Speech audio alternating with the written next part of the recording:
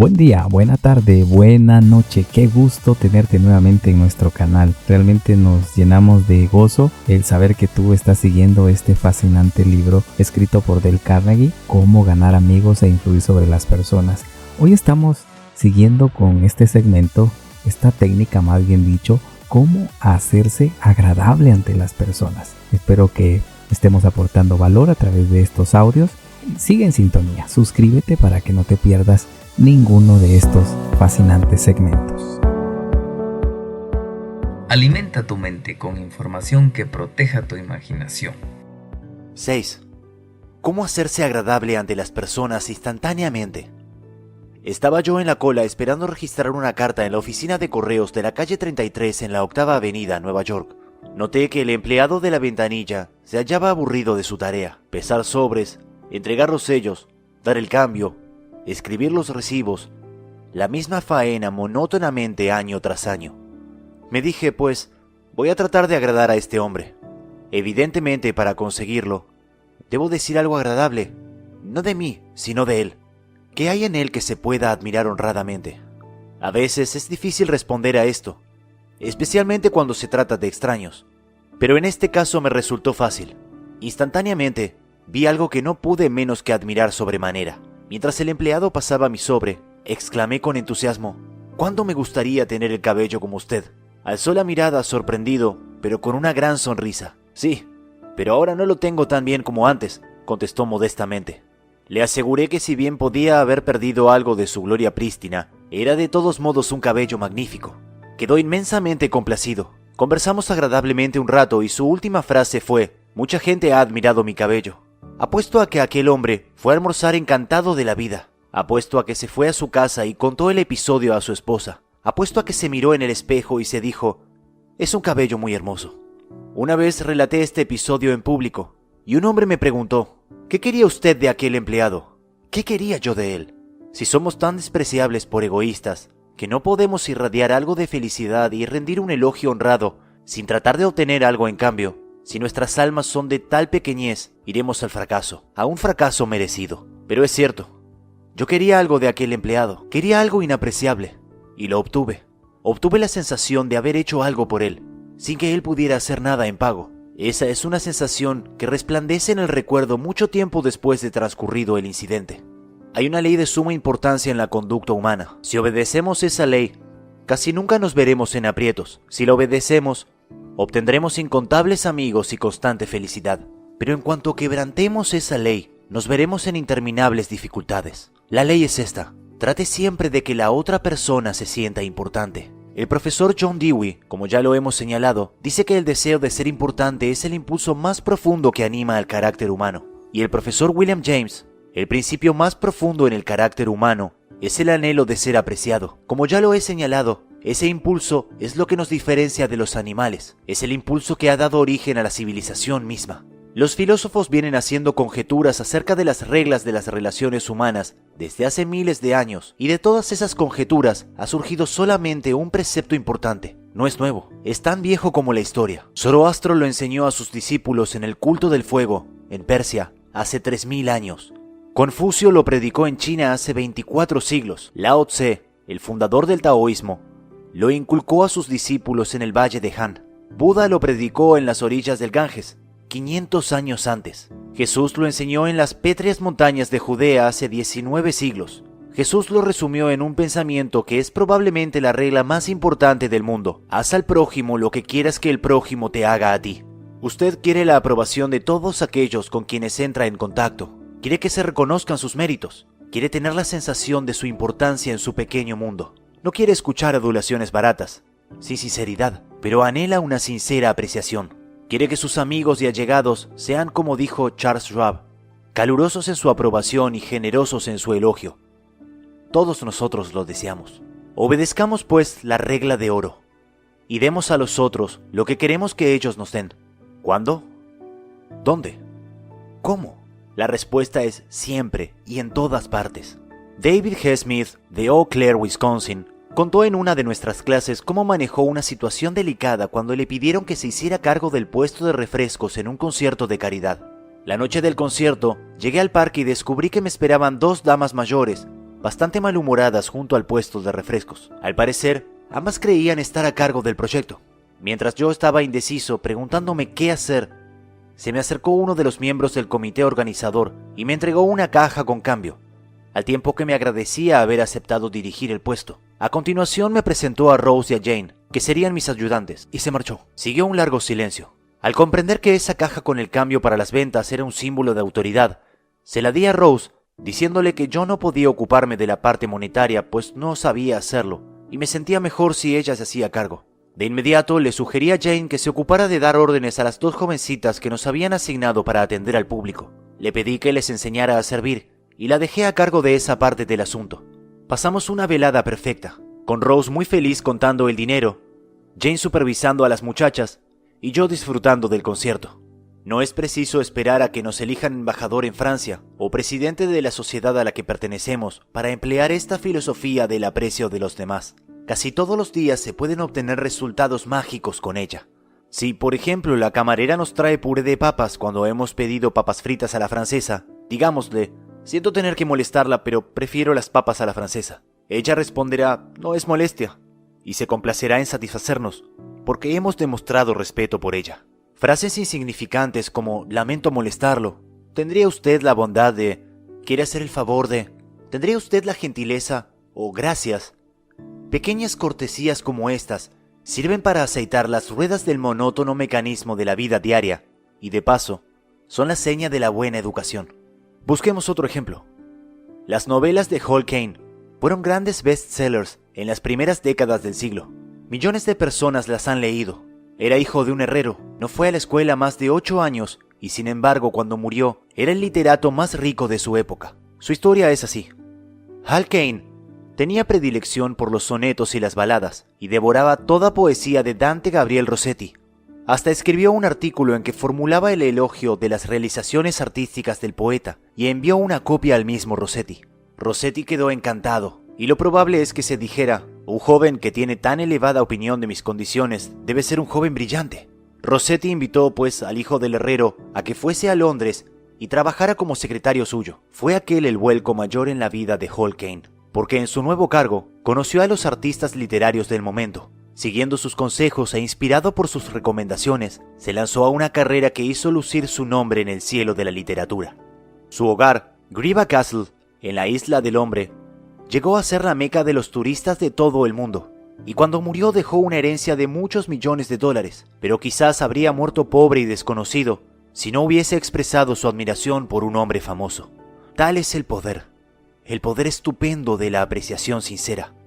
Rossetti se consideraba importante, y esto no es extraño, pues casi todos nos consideramos importantes, muy importantes. Para que la vida de una persona cambie totalmente, puede bastar que alguien le haga sentir importante.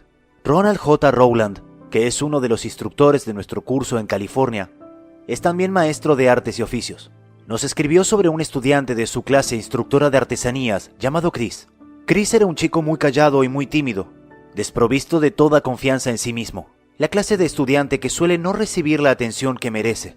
Yo doy también una clase avanzada que se ha transformado en una especie de símbolo de estatus, pues es un privilegio muy especial que un estudiante se gane el derecho de asistir a ella.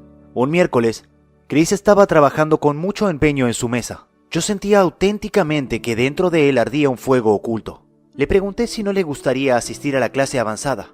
Cómo me gustaría que hubieran visto la cara de Chris en ese momento. Las emociones que embargaban en ese tímido muchachito de 14 años. Cómo trataba de contener las lágrimas. ¿En serio, señor Rowland?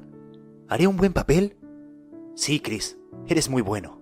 En ese momento tuve que alejarme, porque sentía lágrimas en mis ojos. Cuando Chris salió de la clase ese día, parecía 10 centímetros más alto. Me miró con ojos brillantes y me dijo con voz firme: gracias, señor Rowland. Chris me enseñó una lección que no olvidaré jamás, que en todos nosotros existe un deseo profundo de sentirnos importantes. Para ayudarme a no olvidarlo nunca, hice un cartel que dice: eres importante. Tengo este cartel colgado en el aula, donde todos lo vean, para recordarme a mí mismo que cada uno de los estudiantes que tengo enfrente es igualmente importante. La verdad sin ambajes es que casi todos los hombres con quien tropieza usted se sienten superiores a usted en algún sentido, y un camino seguro para llegarles al corazón es hacerles comprender de algún modo muy sutil que usted reconoce su importancia y la reconoce sinceramente. Recordemos que Emerson dijo: todos los hombres que encuentro son superiores a mí en algún sentido, y en tal sentido puedo aprender de todos. Y lo patético es que frecuentemente las personas con menos razones para sentirse importantes tratan de apagar el sentimiento de insignificancia mediante una clamorosa y tumultuosa muestra exterior de envanecimiento que es ofensiva y vergonzosa. En palabras de Shakespeare, hombre, prodigio de soberbia, investido de su fugaz autoridad, realiza proezas tan fantásticas a la vista de los altos cielos que los ángeles lloran de pena. Voy a narrar ahora cómo varios hombres de negocios que seguían mis cursos han aplicado estos principios con notables resultados.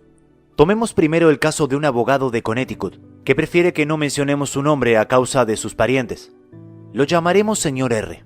Poco después de iniciar nuestro curso, fue en automóvil con su esposa a visitar a algunos parientes de esta en Long Island. La esposa lo dejó en casa de una anciana tía y se fue sola a visitar a otros parientes más jóvenes. Como nuestro hombre tenía que pronunciar en nuestro curso una conferencia sobre la forma en que aplicaba el principio de apreciar la importancia de las otras personas, consideró que podría empezar con la anciana. Miró pues a su alrededor para ver qué podía admirar honradamente.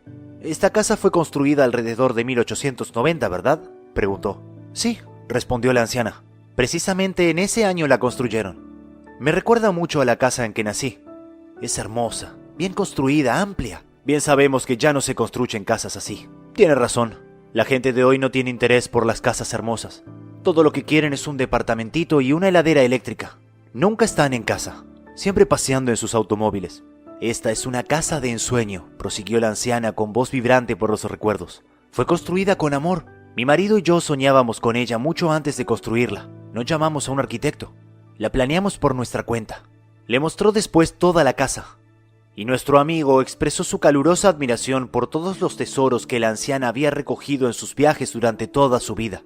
Mantillas de encaje, un viejo juego de té inglés, porcelana de Westwood, camas y sillas francesas, pinturas italianas y cortinados de seda que habían pertenecido a un castillo francés. Después de mostrarle toda la casa, la anciana llevó al señor R al garage. Allí, colocado sobre tacos de madera, había un automóvil Packard, casi nuevo. «Mi marido compró ese coche poco antes de morir», dijo dulcemente la anciana. «No se lo ha usado después de su muerte. Usted aprecia las cosas bellas, y le voy a regalar ese automóvil». «Pero tía», protestó el señor R., «me abruma usted. Es claro que agradezco su generosidad, pero no podría aceptarlo. No soy siquiera pariente suyo. Tengo un automóvil nuevo y usted tiene muchos parientes a quienes le gustaría ese Packard». «¿Parientes?», exclamó la anciana. «Sí. Tengo parientes que solo esperan mi muerte para conseguir ese automóvil, pero no se los voy a dejar. Si no quiere dejarlo a nadie, le será fácil venderlo». «¿Venderlo? ¿Cree usted que podría vender este coche? ¿Cree que podría admitir que algún extraño recorriera las calles en ese automóvil que mi marido compró para mí? No puedo ni pensar en venderlo. Se lo voy a regalar. Usted aprecia las cosas bellas». El señor R trató de disuadirla, pero no pudo sin herir sus sentimientos. Aquella anciana, sola en su casona, con sus tesoros y sus recuerdos, anhelaba un poco de admiración. Había sido joven y hermosa. Había construido una casa entibiada por el amor y había comprado cosas en toda Europa para embellecerla más. Ahora, en la aislada soledad de los años, anhelaba un poco de tibieza humana, un poco de auténtica apreciación, y nadie se la daba. Cuando la encontró, como un animal en el desierto, su gratitud no podía tener otra expresión adecuada que el obsequio de un automóvil Packard. Tomemos otro caso. Donald M. McMahon, superintendente de Lewis and Valentine, empresa de jardinería y de arquitectura panorámica de Rye, Nueva York, nos relató este incidente. Poco después de escuchar la conferencia sobre cómo ganar amigos e influir sobre las personas, estaba yo dedicado a trazar los jardines en la finca de un famoso abogado. El propietario salió a darme algunas indicaciones sobre los sitios donde quería que se plantaran los rododendos y las azaleas. «Juez», le dije, «tiene usted un hermoso pasatiempo. He podido admirar los espléndidos perros que cría usted. Sé que todos los años ganan muchos premios en la exposición canina de Madison Square Garden. Fue sorprendente el efecto de esta pequeña muestra de apreciación». «Sí», respondió el juez, «me entretengo mucho con los perros. ¿Le gustaría ver la perrera?». Pasó casi una hora mostrándome los perros y los premios conquistados. Hasta buscó sus pedigrees y explicó las líneas de sangre que daban por resultado tanta belleza e inteligencia canina. Por fin se volvió a mí y me preguntó, ¿no tiene usted un hijo? Sí. Bien. ¿No le gustaría tener un perrito? Oh, es claro. Estaría encantado. Bien, le voy a regalar uno. Empezó a decirme cómo debía alimentarlo, pero luego se interrumpió. Se va a olvidar usted, dijo, si se lo digo. Le voy a escribir todo lo necesario. Entró a su casa, escribió a máquina el pedigree y las instrucciones para el cuidado del perrito, y me regaló un cachorro que valía cientos de dólares, además de 1 hora y 15 minutos de su valioso tiempo, exclusivamente porque yo había admirado honradamente su pasatiempo. George Eastman, famoso en relación con las cámaras Kodak, inventó la película transparente, que hizo posible la cinematografía actual. Reunió una fortuna de 100 millones de dólares y llegó a ser uno de los más famosos hombres de negocios de la Tierra. A pesar de todo esto, anhelaba que se reconocieran sus méritos, tanto como usted o yo.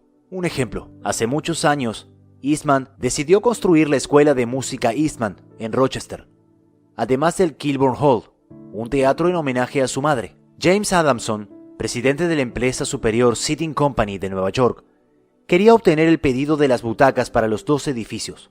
Después de comunicarse telefónicamente con el arquitecto encargado de los planos, el señor Adamson fijó una entrevista con el señor Eastman en Rochester. Cuando llegó allí, el arquitecto le dijo, «Sé que usted quiere obtener este pedido, pero desde ahora le advierto que no tendrá ni un asomo de probabilidad si hace perder más de 5 minutos de tiempo al señor Eastman. Está muy ocupado. Diga rápidamente, pues, lo que quiere y márchese». Adamson estaba dispuesto a seguir el consejo. Cuando se le hizo entrar en el despacho, notó al señor Eastman doblado sobre la pila de papeles que tenía encima del escritorio. Enseguida el señor Eastman alzó la vista. Se quitó los anteojos y caminó hacia el arquitecto y el señor Adamson diciendo, «Buen día, caballeros. ¿Qué puedo hacer por ustedes?» El arquitecto hizo la presentación y entonces el señor Adamson inició la conversación. «Mientras esperábamos que usted se desocupara, señor Eastman, he podido admirar esta oficina. Le aseguro que no me importaría trabajar si tuviera para ello una oficina así. Ya sabe usted que me dedico a los trabajos de decoración interior en madera y jamás he visto una oficina más hermosa. Me hace recordar usted algo que casi tenía olvidado. Es hermosa, ¿verdad? Me gustaba cuando recién construida, pero ahora llego con muchas cosas en la cabeza y no me fijo siquiera en la oficina durante muchas semanas», respondió Eastman. Adamson se acercó a una pared y pasó la mano por un panel. «Esto es roble inglés, ¿verdad? La textura es algo diferente del roble italiano». «Sí, es roble inglés importado. Fue elegido especialmente por un amigo que se especializa en maderas finas». Luego Eastman le mostró toda la habitación, señalando las proporciones, los colores, las tachas a mano y otros efectos que había contribuido a proyectar y ejecutar personalmente. Mientras andaban por la habitación, admirando el ambiente, se detuvieron junto a una ventana, y George Eastman, con su voz suave, modesta, señaló alguna de las instituciones por cuyo intermedio trataba de ayudar a la humanidad. La Universidad de Rochester, el Hospital General, el Hospital Homeopático, el Hogar Amigo, el Hospital de Niños. El señor Adamson lo felicitó calurosamente por la forma idealista en que empleaba su riqueza con el fin de aliviar los sufrimientos humanos.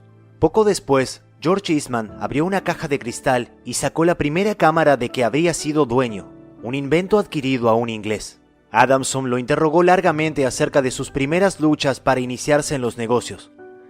Y el señor Eastman habló con franqueza de la pobreza de su niñez. Relató cómo su madre viuda había atendido una casa de pensión mientras él trabajaba en una compañía de seguros. El temor a la pobreza lo perseguía día y noche, hasta que resolvió ganar dinero suficiente para que su madre no tuviera que trabajar tan duramente en la casa de pensión.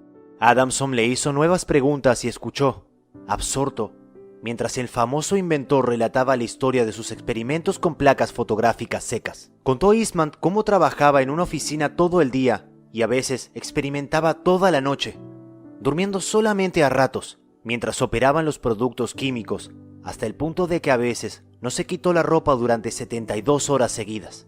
James Adamson había entrado en la oficina de Eastman a las 10:15 con la advertencia de que no debía estar más de 5 minutos, pero pasó 1 hora. Pasaron 2 horas y seguían hablando. Por fin George Eastman se volvió a Adamson y le dijo: «La última vez que estuve en el Japón compré unas sillas. Las traje y las puse en la Galería del Sol, pero el sol ha despellejado la pintura. Y el otro día fui a la ciudad. Compré pintura y pinté yo mismo las sillas.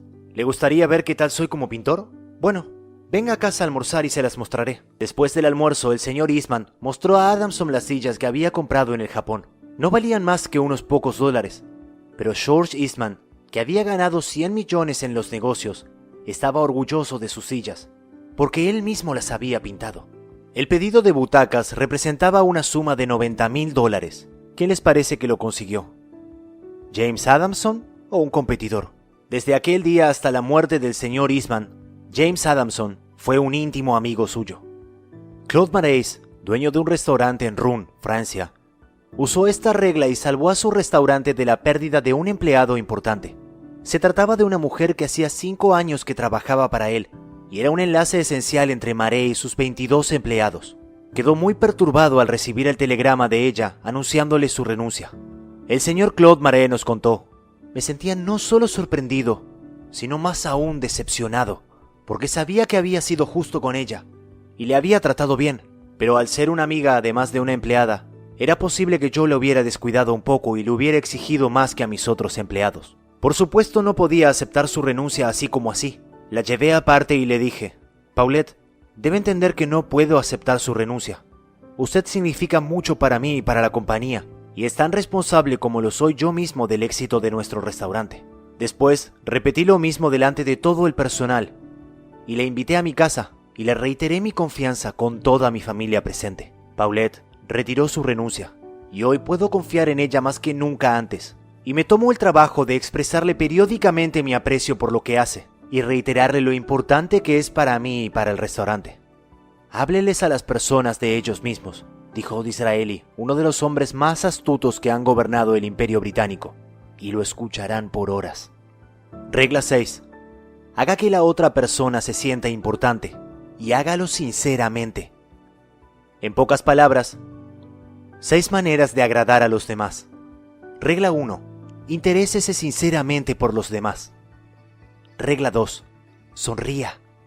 Regla 3.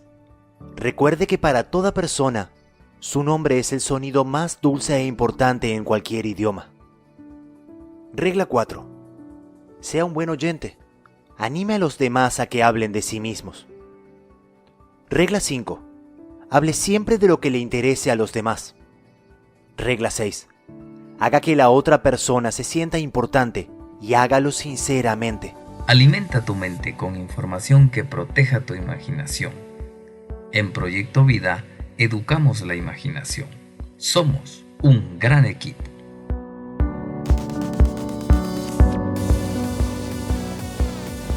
Gracias por seguirnos a través de este canal Edúcate para Triunfar. Hoy estamos escuchando el audio de Dale Carnegie, Cómo ganar amigos e influir sobre las personas, esta técnica de cómo hacerse agradable ante las personas. Suscríbete para que no te pierdas ninguno de estos interesantes segmentos, estas fascinantes técnicas que nos regala este libro de Dale Carnegie, Cómo ganar amigos e influir sobre las personas.